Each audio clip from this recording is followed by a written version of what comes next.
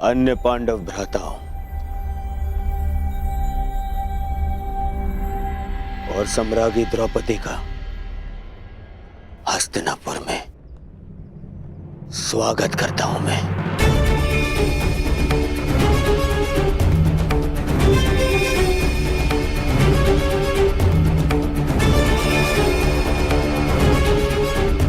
इंद्रप्रस्थ में आपने स्मरणीय आतिथ्य किया। मेरा प्रयास रहेगा कि हस्तिनापुर का आपका यह प्रवास भी आपके लिए स्मरणीय हो।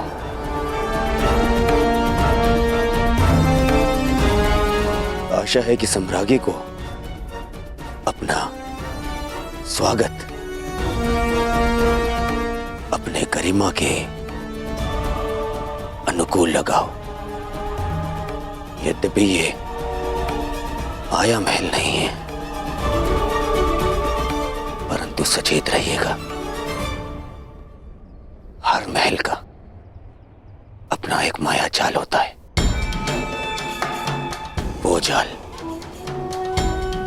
यहां भी हो सकता है।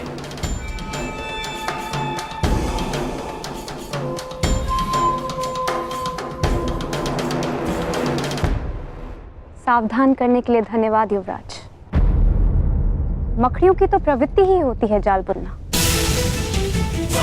परंतु मनुष्य भी उन्हें एक ओर हटाकर आगे बढ़ते जाते हैं।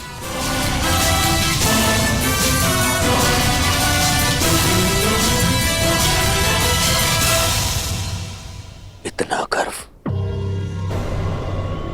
इतना अभिमान, देखते हैं इंद्रप्रस्थ जाते समय कितना गर्व और कितना अभिमान लेकर जाएंगे आप।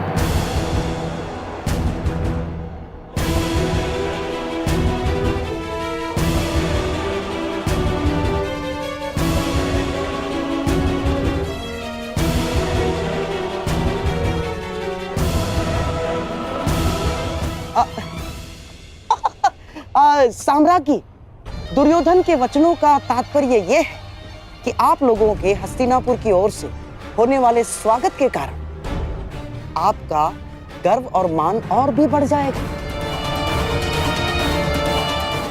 आपके स्वागत में ये उत्सव तो कुछ भी नहीं ना। भीतर चलिए, आश्चर्यचकित रह जाएंगे सारे के सारे। आइए आइए।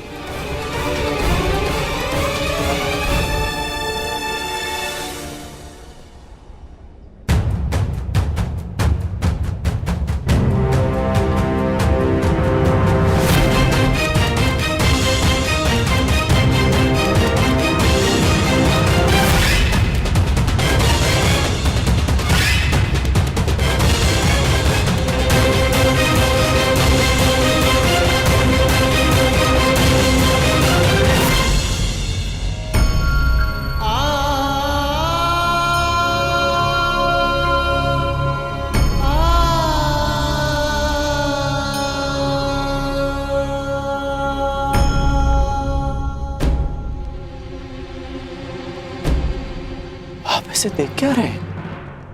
वृषाली का उपचार प्रारंभ कीजिए ना। उपचार लक्षण देखकर किया जाता है कर्ण। इसके लक्षण बता रहे हैं कि इसे किसी साधारण नाग ने नहीं डसा। अर्थात इसे किसी महाविषधर इच्छाधारी नाग ने डसा है, और उसका केवल एक ही उपचार है, और वो उपचार ये है कि वो नाग स्वयं आकर वृषाली के रक्त से अपना विष लौटा ले।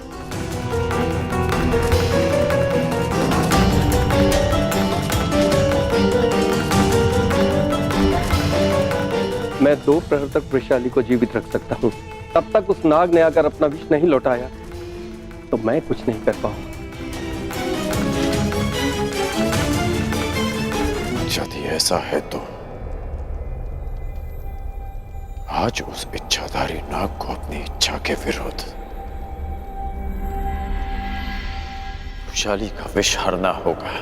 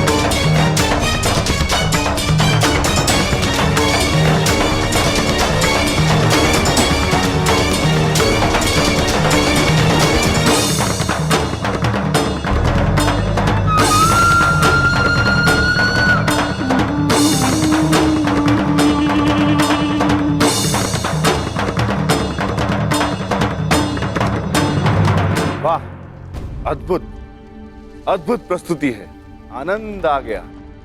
भीम, आनंद आ रहा है ना? अभी तो बहुत आनंद आना शेष है। अगली प्रस्तुति जो तुम्हारे समक्ष होगी उसे जीवन भर नहीं भूल पाओगे तुम। हाँ?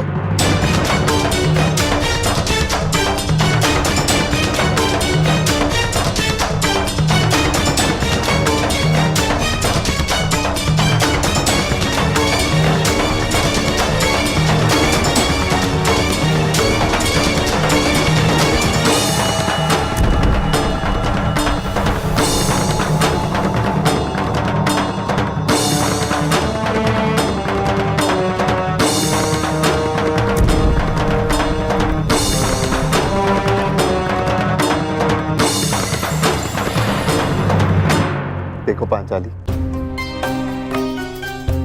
आचार्य द्रोण भी यहां पधारे।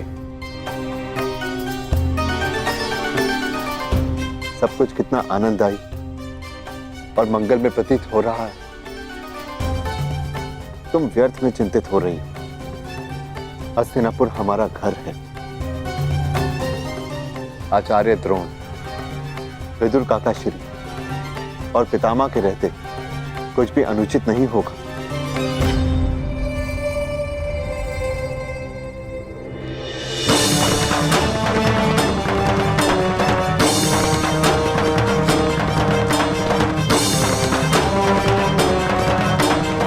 ये क्या है मामा? यहाँ पे पितामह कम थे जो आपने ये द्रोण को भी निमंत्रण दे दिया। क्यों किया मामा ऐसा?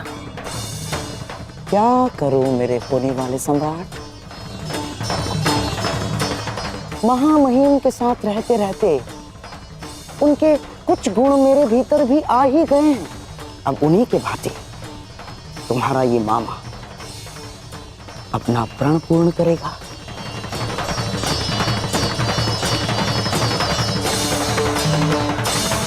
कुलवधु पांचाली का अपमान सारे कुल के समक्ष होगा। जितने भी पुण्यात्मा पांडवों के साथ रहे हैं आज तक, वो सब पांडवों का अपमान देखेंगे। और जिसने भी पांचाली के सर पर आशीर्वाद का हाथ रखा है, वो सारे हाथ बांधे खड़े रहेंगे और द्रौपदी का वस्त्रहरण देखेंगे।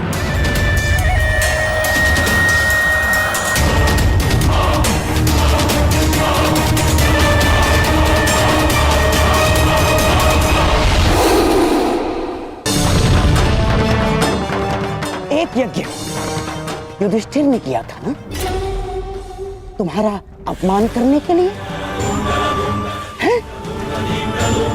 और एक यज्ञ करेगा तुम्हारा मामा, जिसमें हर एक मनुष्य के आत्मसम्मान की आहुति दी जाएगी, जिसने तुम्हारे साथ चाहे अनचाहे बुरा किया।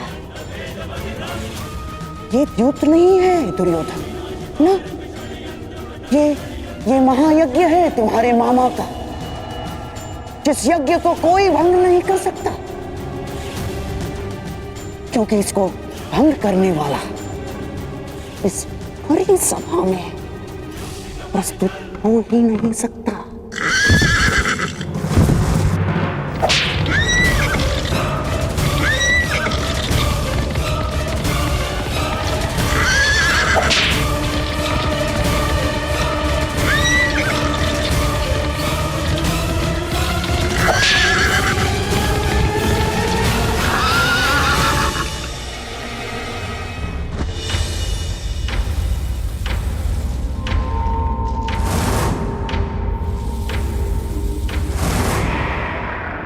मैं आह्वान करता हूं कि जिस इच्छाधारी नाग ने रुशाली को डसा है, वो अभी इसी समय मेरे समक्ष प्रस्तुत हो और चलकर रुशाली के रक्त से अपना विष हर ले।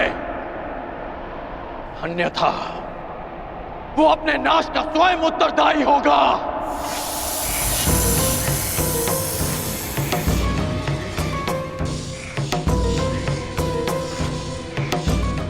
मैं अंतिम चेतावनी दे रहा हूं, अन्यथा स्वयं के साथ साथ वो अपने कुल के नाश का कारण भी स्वयं होगा।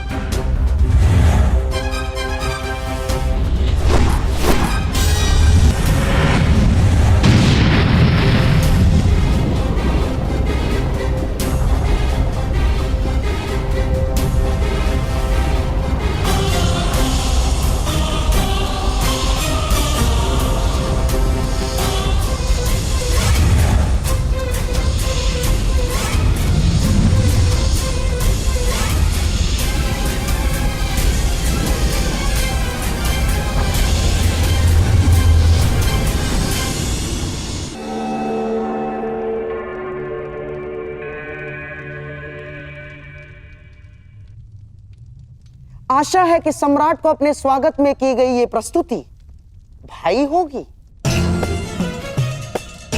और विश्वास है कि उन्हें अगली प्रस्तुति और भी श्रेष्ठ लगेगी।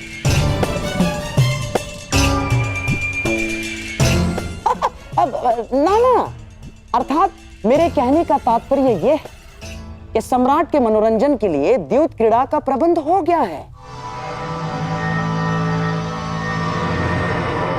और महाराज धृतराष्ट्र की यह मंशा है कि आप द्यूत भवन की ओर प्रस्थान करें।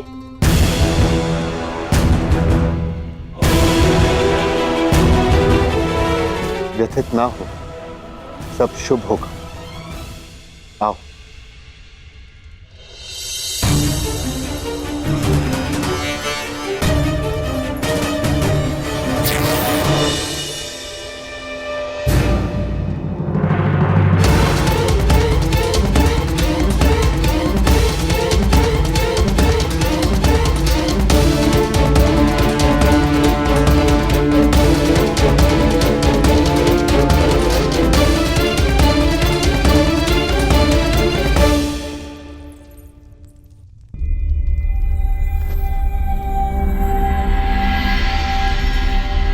ये क्या हो गया? अब ये वस्त्र पहनने योग्य नहीं। पुत्री, मैं तुम्हें नए वस्त्र देती हूं। आओ।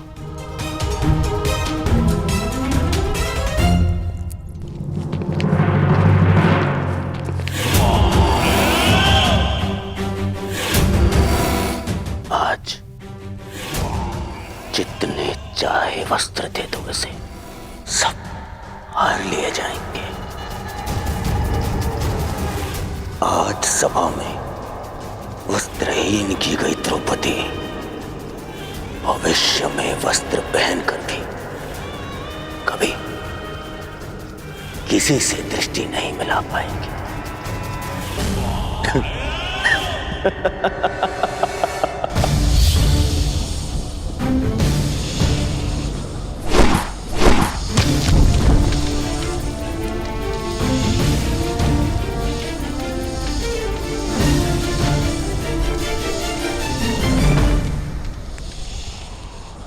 मायावी सर्प, अंतिम अवसर दे रहा हूं।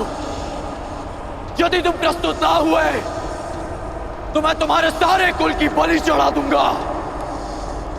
संसार से सब जाति विलुप्त हो जाएगी।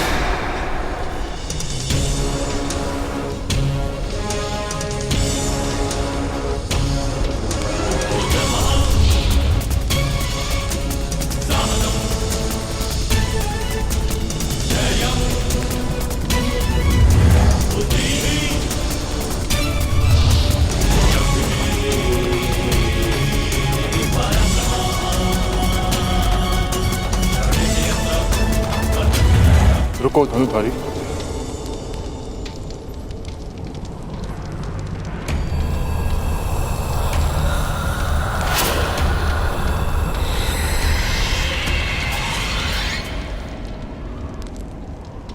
मेरे किए का दंड मेरे कुल को क्यों दे रहे हो?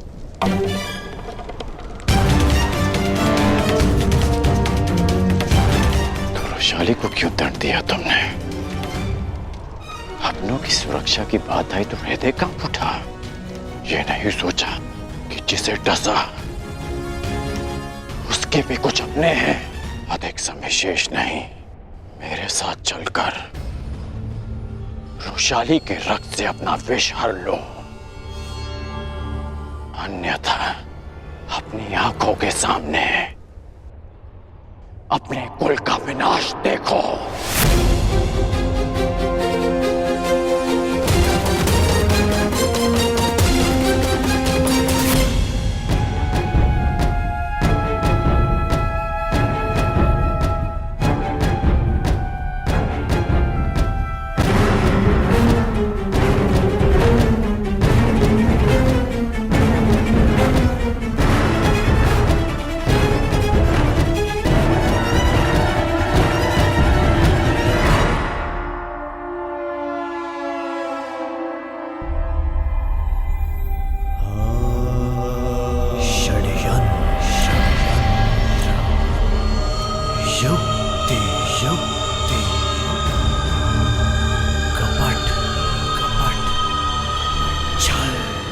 सम्राट की जय हो।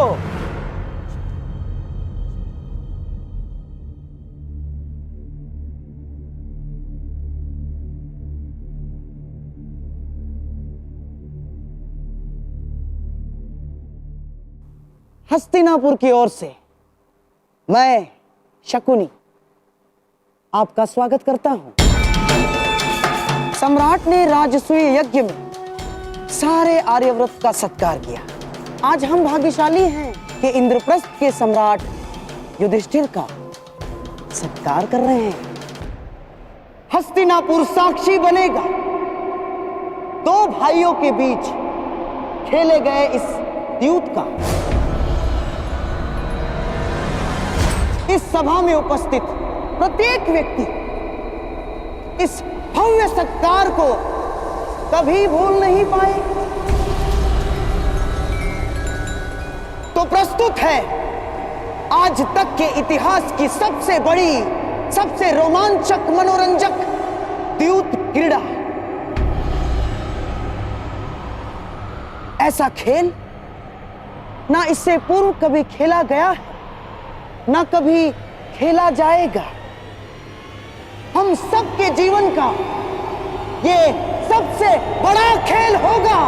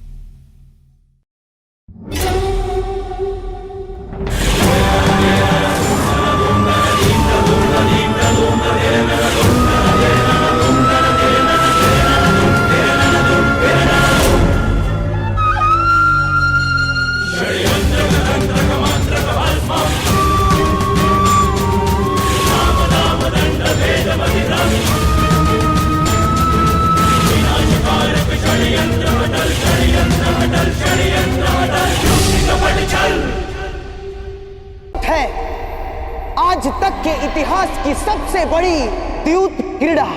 हम सबके जीवन का ये सबसे बड़ा खेल होगा।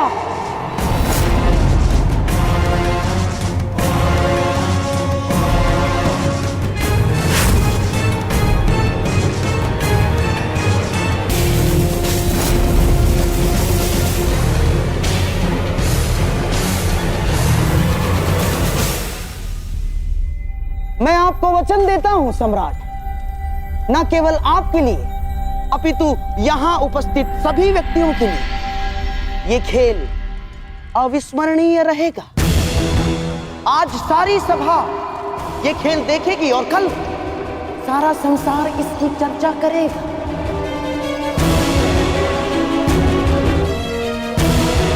और ये इतिहास भी कभी नहीं भूलेगा और ना ही भूलेगा द्रौपदी का अपमान।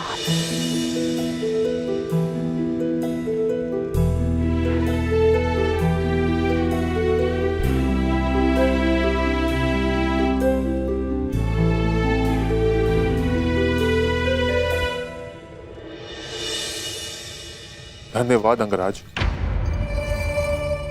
आपने मेरे कर्मों का दंड मेरे परिवार को ना देकर मुझ पर बहुत बड़ा उपकार किया है। मैं आपको वचन देता हूँ कि युद्ध के दौरान मेरा आह्वान करने पर मैं आपके बाण पर बैठूंगा और जिस शत्रु पर भी आप मेरा संधान करेंगे वो जीवित नहीं रहेगा। अब मुझे आज्ञा दें। रुको अश्वसेन,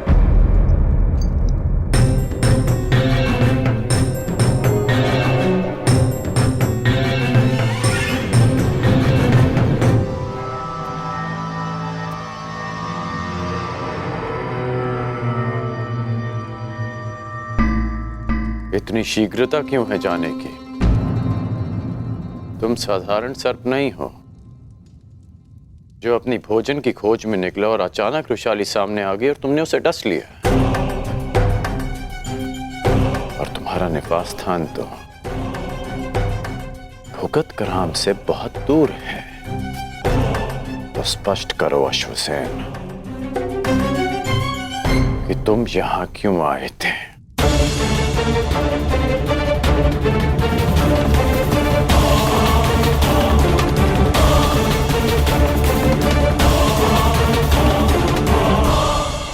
कहीं तुम्हें शकुनी ने तो नहीं भेजा? आइए सम्राट, पधारिए, अपना स्थान ग्रहण करके मुझ पर अनुग्रह कीजिए।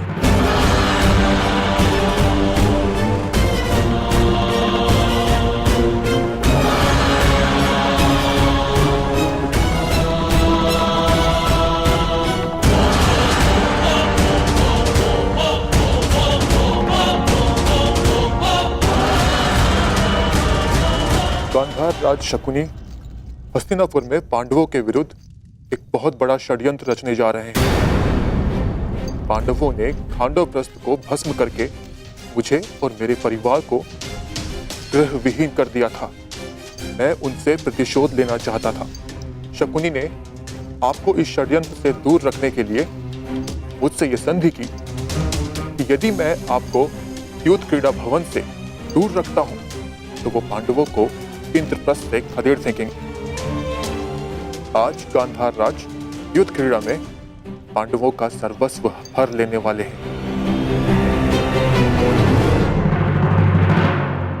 लीजिए सम्राट, आपके मनोरंजन का प्रबंध हो गया है और आशा है कि सभा में उपस्थित सभी का मनोरंजन होगा।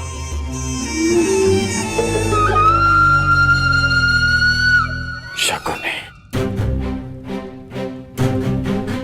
ना तुम मुझे युद्ध क्रीड़ा में सम्मिलित होने से रोक पाओगे और ना मैं पांडवों से छल करने में तुम्हें सफल होने दूंगा।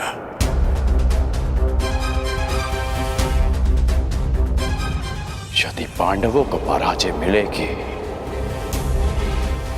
तो वो युद्ध भूमि में, युद्ध में नहीं। मैं मेरे मित्र दुर्योधन का नाम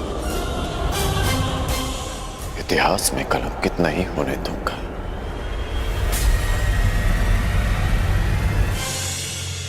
अरे साम्राज्ञी, आप अभी तक द्वार पर ही खड़ी हैं? आइए, आपके बिना तो इस खेल में आनंद ही नहीं आएगा। आइए ना। मेरे कहने का तात्पर्य यह है कि आप भी इस खेल का आनंद उठाइए। भांजो, भीम, नकुल, सहदेव, धनुर्धारी अर्जुन, आओ, पधारिए, पधारिए।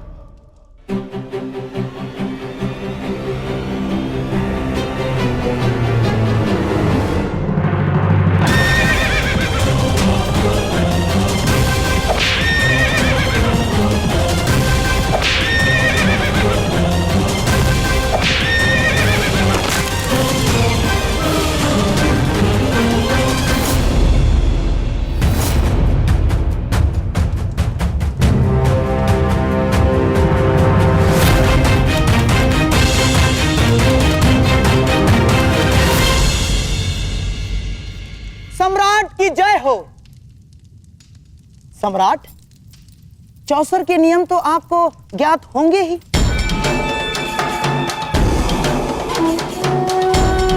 क्योंकि आप तो चौसर के सर्वश्रेष्ठ खिलाड़ी हैं। परंतु हां, यहां उपस्थित सभी माननीय सभासदों में से कुछ चौसर के नियम नहीं जानते होंगे। इसीलिए प्रारंभ से पूर्व मैं एक बार फिर नियम समझा देता हूं।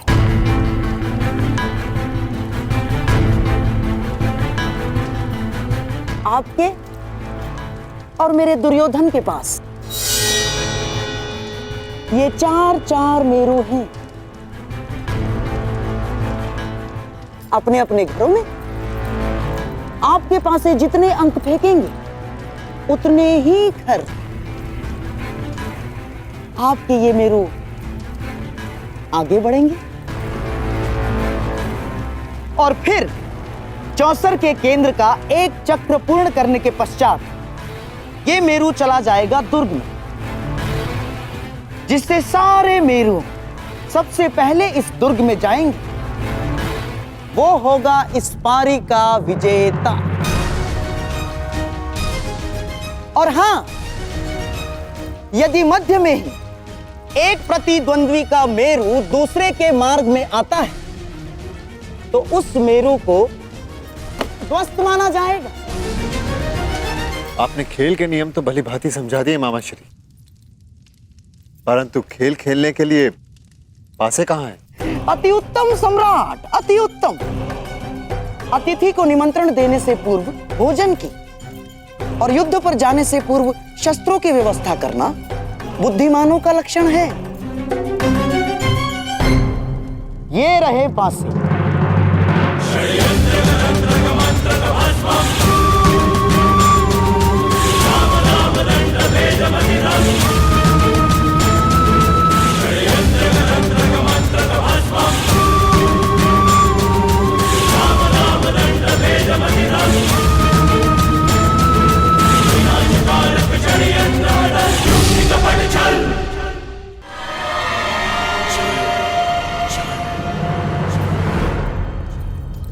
ये लीजिए सम्राट, नूतन, नवीन, अभी तक एक बार भी फेंके नहीं गए, विशेष रूप से आज के खेल के लिए निर्मित हैं। अब आप अतिथि हैं और सम्राट भी, इसीलिए आज के खेल का पहला पासा आप फेंकेंगे।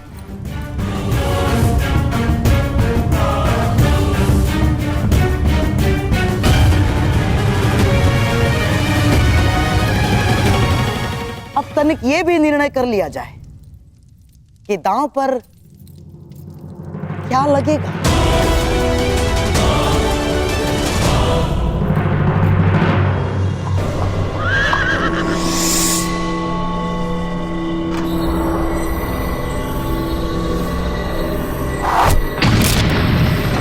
यदि सम्राट की आज्ञा हो तो पहला दाव 1-1 सहस्त्र सुवर्ण मुद्राओं के लिए हो।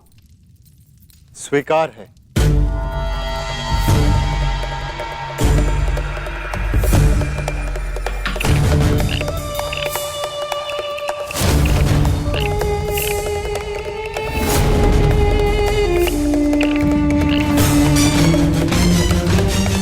धैर्य सम्राट।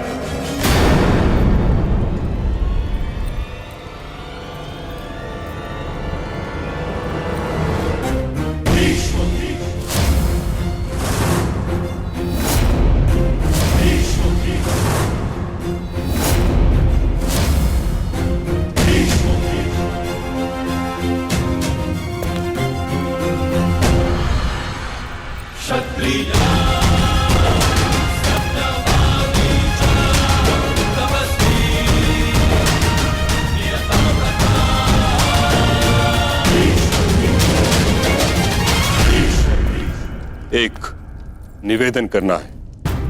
आपका आदेश आज्ञा करना है पितामह, और मेरा पालन करना। आदेश दीजिए। यदि पौत्र आया होता तो मैं अवश्य आदेश देता, परंतु खेलने सम्राट आए हैं, इसलिए निवेदन है।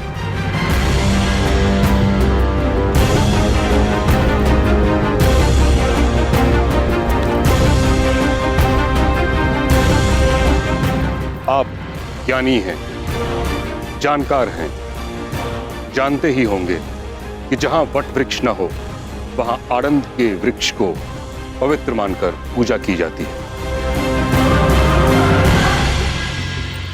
जहां गंगा न हो वहां अंजलि में जल लेकर उसे गंगा मानकर आचमन किया जाता है। उसी प्रकार हाथ में पासे लेने से द्यूत पूर्ण माना जा सकता है। यह प्रतीक यदि धर्म पर लागू हो सकता है तो अधर्म पर भी होना चाहिए। इसलिए मेरा आपसे निवेदन है, इस क्रीड़ा से उठिए और इस समारोह को संपन्न समझिए।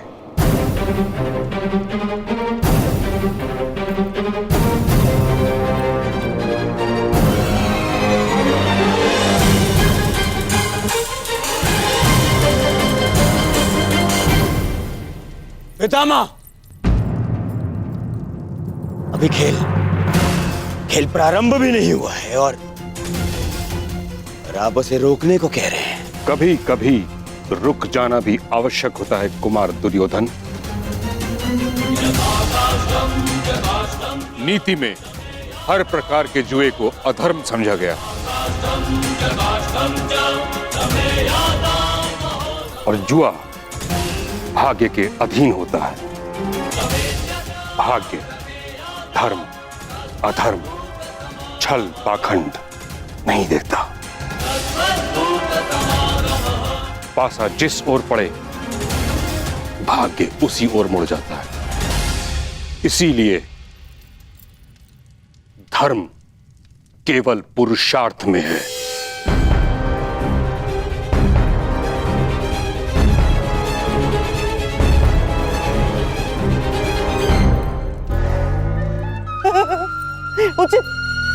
उचित कहां महामहिम, परंतु युद्ध के भांति द्यूत भी पुरुषार्थ माना गया है। जो द्यूत को पुरुषार्थ माने मैं उसे पुरुष ही नहीं मानता गंधार राज।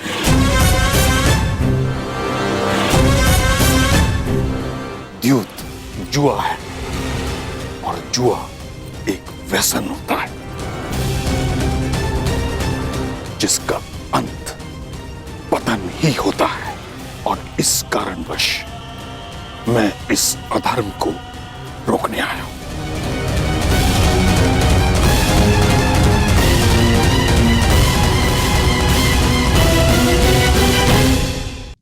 ना, नहीं महामहिम, अब आपसे विवाद कर सकने का ज्ञान मुझ में तो नहीं, परंतु इस सभा में स्वयं सम्राट युधिष्ठिर से बड़ा धर्म का मर्मज्ञ कौन है?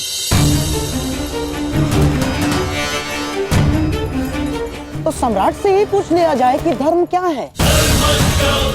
कहिए धर्मराज, आज के इस क्रीड़ा के विषय में आपका धर्म क्या कहता है?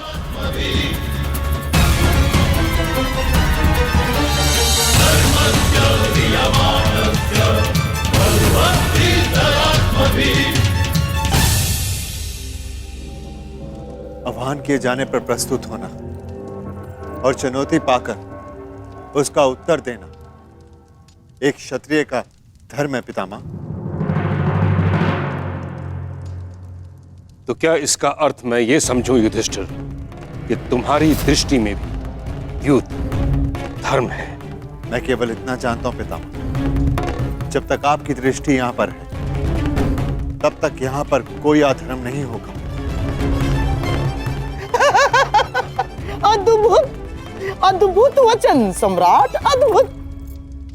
गंगा पुत्र भीष्म, गुरु द्रोण, महामंत्री महाज्ञानी विदुर के रहते अधर्म हो ही नहीं सकता। गंधार राज, आचार्य द्रोण, मैं और विदुर, हम तीनों के अतिरिक्त अन्य लोग भी राज्यसभा में हैं। महामहिम, मैं आपका संकेत समझ गया। यदि आपको ऐसा लगता है कि यहां अधर्म होगा, तो उसे रोकने के नियम क्यों नहीं बना लेते आप? हाँ पितामह, मैं चुनौती स्वीकारने के अपने धर्म का पालन करूं। आप वो नियम बताएं जिसे अधर्म को वश में किया जा सके।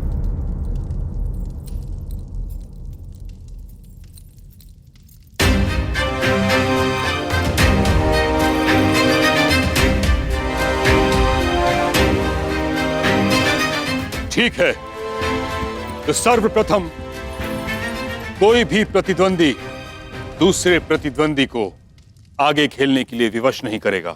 यदि एक खिलाड़ी खेल छोड़ना चाहे तो दूसरे को उससे कोई आपत्ति नहीं होनी चाहिए। परंतु पितामह, भूलो दुर्योधन, तुम केवल अपने पितामह के समक्ष नहीं, बल्कि हस्तिनापुर के सिंहासन के संरक्षक और प्रमुख सेनापति के समक्ष हो। समझ गए? स्वीकार है महामहिम। और कोई नियम? कोई भी प्रतिद्वंदी केवल वही वस्तु या संपत्ति दांव पर लगा सकता है जिसका वो स्वयं अधिकारी हो। पितामह, कैसे कड़े नियम हैं?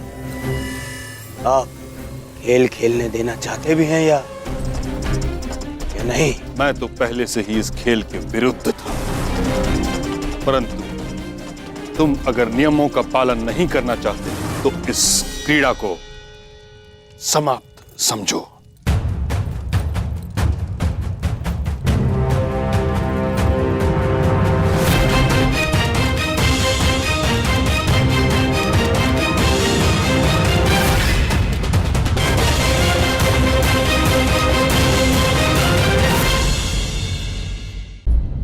मैं तो पहले से ही इस खेल के विरुद्ध था, परंतु तुम अगर नियमों का पालन नहीं करना चाहते तो इस क्रीड़ा को समाप्त समझो।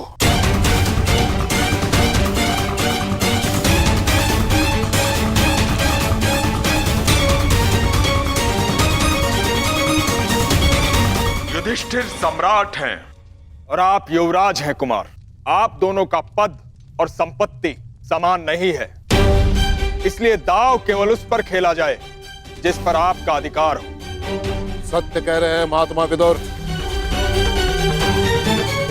और मैं इनके कथन का समर्थन करता हूं। परंतु दुर्योधन, अरे इतने महान विद्वान प्रकांड पंडित नियम बना रहे हैं तो हमें स्वीकार है। मामा, इन सबको इन्हीं के नियमों में बांधेगा तुम्हारा मामा आज। स्वीकार है। महामहिम, हमें आपके सारे नियम स्वीकार हैं।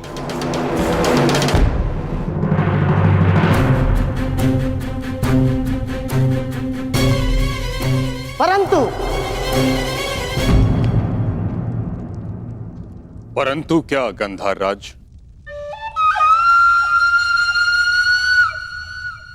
मुझे भी कुछ नियम चाहिए। पहला, द्यूत क्रीड़ा कब रोकी जानी है, इसका निर्णय दोनों खिलाड़ी परस्पर विमर्श से करेंगे और सभा में उपस्थित कोई भी व्यक्ति द्यूत को रोकेगा नहीं।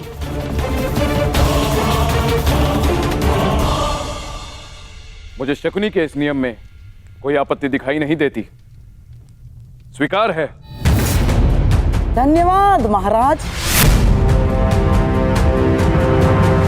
और हाँ, और एक बात, यहां जिस भांति नियम बनाए गए हैं उससे यह स्पष्ट प्रतीत होता है कि महानुभाव के मन में यह विश्वास बैठा है कि मैं यहां कोई छल करूंगा। इसीलिए मैं चाहता हूं कि जब तक द्यूत क्रीड़ा चलेगी, सभा स्थल को छोड़कर कोई नहीं जा पाएगा।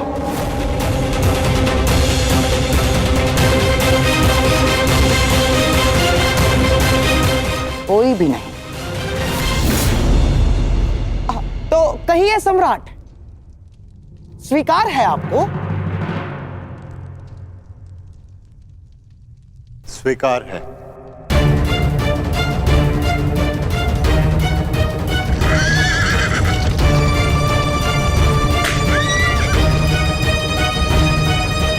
ठहरो, अभी नहीं।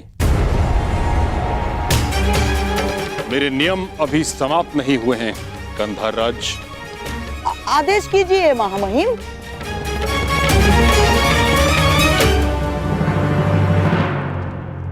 इस सभा में स्त्रियां प्रस्तुत नहीं होंगी।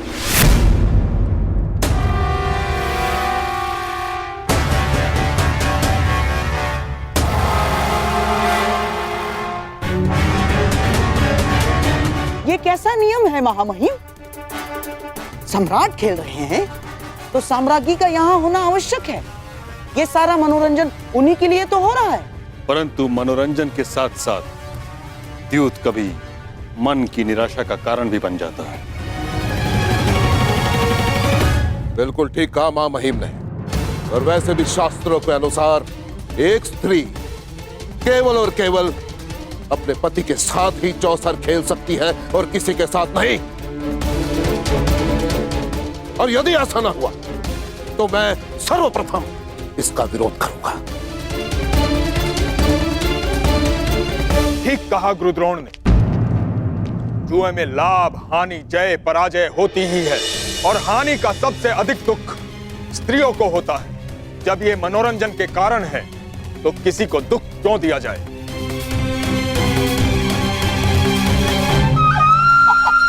ठीक है महामहिम, अब गंगा पुत्र ने नियम बनाए हैं तो मानने तो होंगे ही। ये भी नियम स्वीकार है।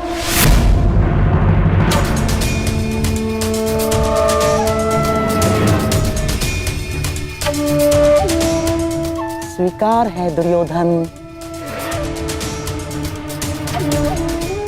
परंतु महामहिम, ये चौसर का खेल बहुत लंबा है और मेरे प्रिय भीम को बहुत भूख लगती है और मुझे प्यास, और यहाँ इतने अतिथि गण भी उपस्थित हैं।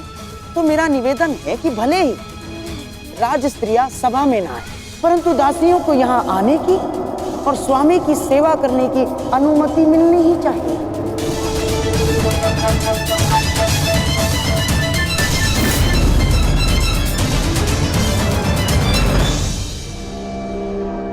ठीक, दासियों पर यह नियम लागू नहीं होगा।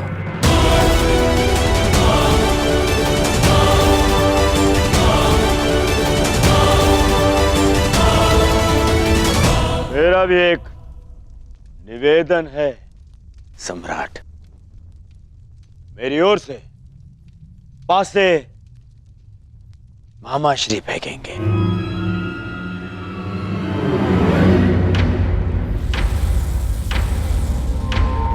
क्यों दुर्योधन, पराजय से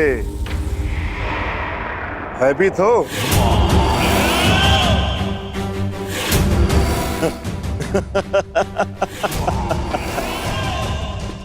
नहीं राजा भीम, मैं सम्राट की विजय से भयभीत नहीं, परंतु क्या करूं, इस समय मेरे हाथ पासे फेंकने के सक्षम नहीं।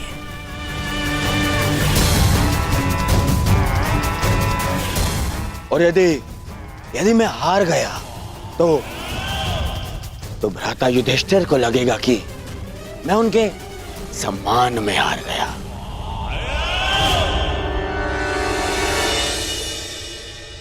परंतु क्या द्यूत में यह नियम है कि पासे कोई और चले?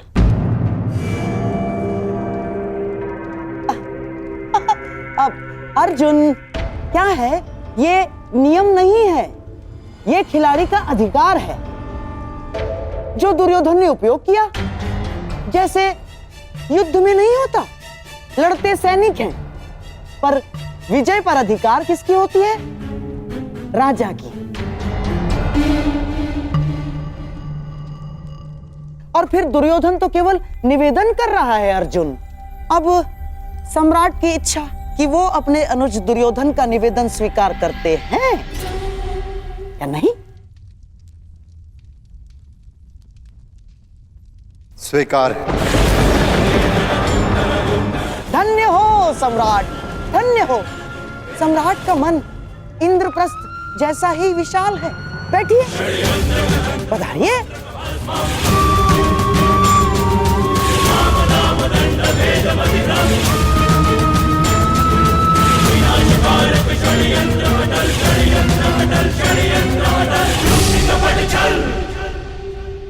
अब मेरा राज स्त्रियों से निवेदन है कि वो अंतःपुर की ओर प्रस्थान करें।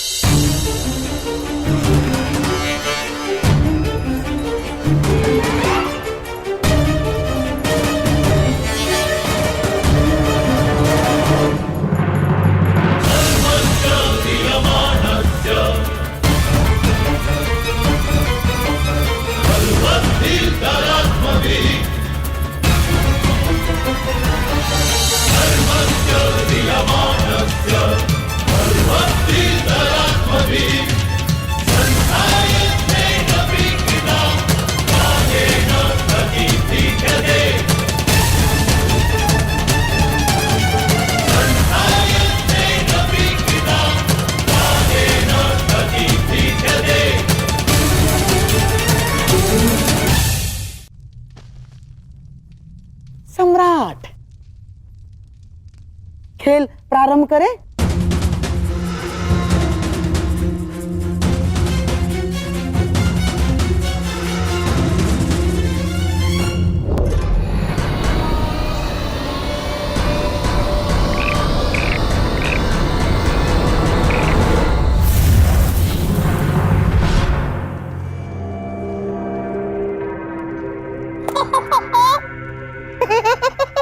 पहले ही चाल में पाव मारा।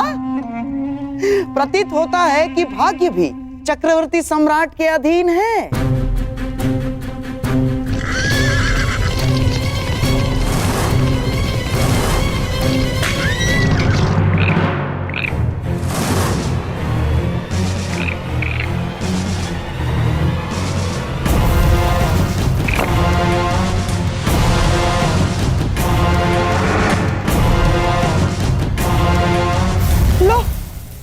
भाग्य तो पलट गया। इस बार दुर्योधन आगे निकल गया।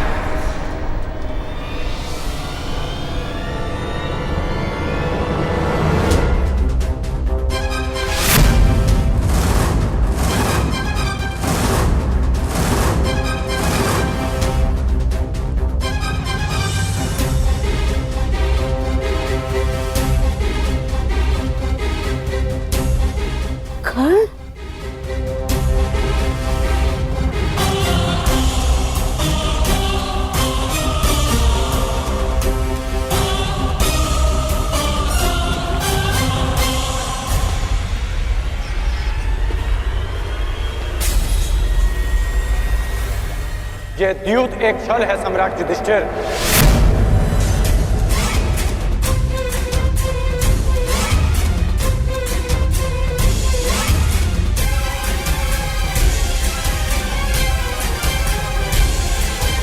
और गांधार राजद्यूत में आपका सब कुछ छीन लेना चाहते हैं।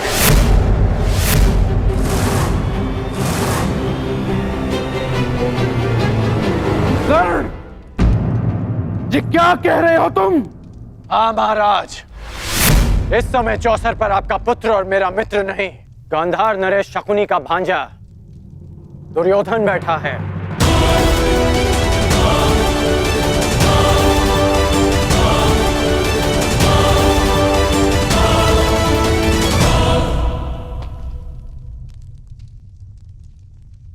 मित्र, रुक जाओ मित्र।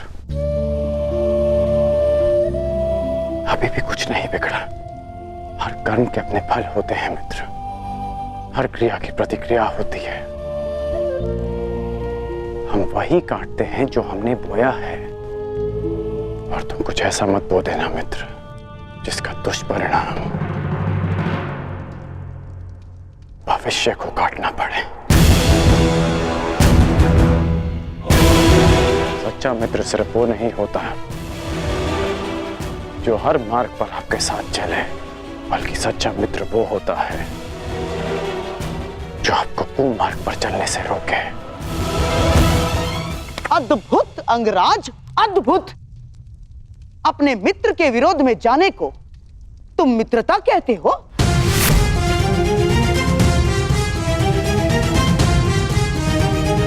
मित्रता का वृक्ष विश्वास, प्रेम और समर्पण की भूमि पर लगता है। आप केवल छल करना जानते हैं गांधार राज, और उस छल से अनेक शत्रु उत्पन्न करना जानते हैं।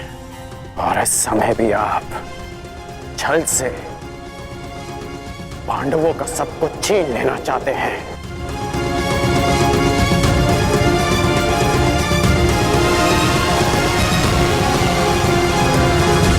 छल से पांडवों का सब कुछ छीन लेना चाहते हैं। वाह अंगराज, वाह। अब मैं इसे क्या कहूं? महान मित्रता या फिर सबसे बड़ा मिथ्या आरोप? ध्यान से देखो इस चौसर को अंगराज। सम्राट युधिष्ठिर दुर्योधन से सब कुछ जीतने से केवल एक पग दूर है। तुम्हारा ये परम मित्र दुर्योधन अपना सब कुछ हारने की सीमा पर खड़ा है, और तुम मुझ पर और दुर्योधन पर छल का आरोप लगा रहे हो।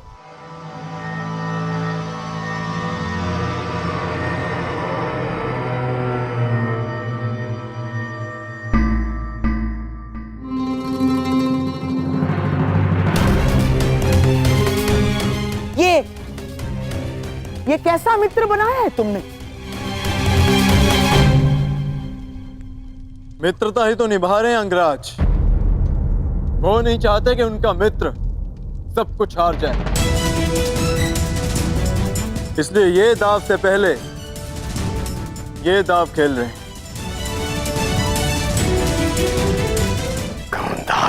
कर्ण, ये क्या कह रहे हो तुम? इस भांति राजसभा में आकर किसी पर लांछन लगाना सही बात नहीं है अंगराज। यहां सबके समक्ष खेल हो रहा है, कोई छल नहीं हुआ है। अब प्रलाप बंद कीजिए और शांति से अपना स्थान ग्रहण कीजिए। यहां मुझ पर सबसे बड़ा उत्तरदायित्व है मेरे दुर्योधन को इस हार से बचाना। चाहिए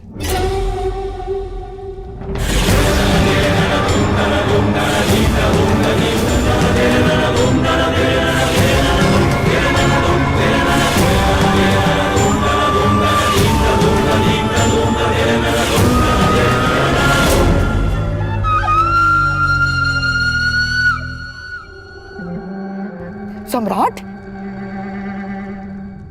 खेल प्रारंभ किया जाए।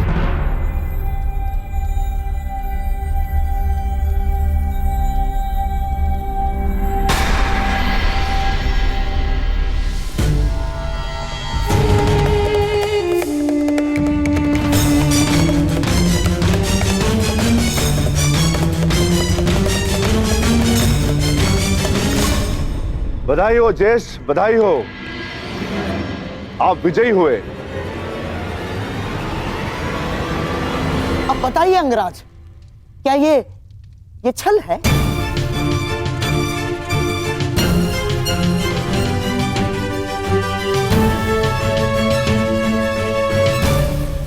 मेरी बात समझो मित्र, मैं जानता हूं कि आगे क्या होने वाला है। मैंने आज तक तुमसे कुछ नहीं मांगा, परंतु आज मांग रहा। इस खेल को रोक दो। तुम्हारा प्रतिशोध लिया जाएगा मित्र, मैं लूंगा तुम्हारा प्रतिशोध, परंतु युद्ध भूमि में, युद्ध क्रीड़ा में नहीं। मैं वचन देता हूं मित्र कि संसार की सारी संपत्ति विजय करके तुम्हारे चरणों में रख दूंगा। बस इस खेल को रोक दो मित्र।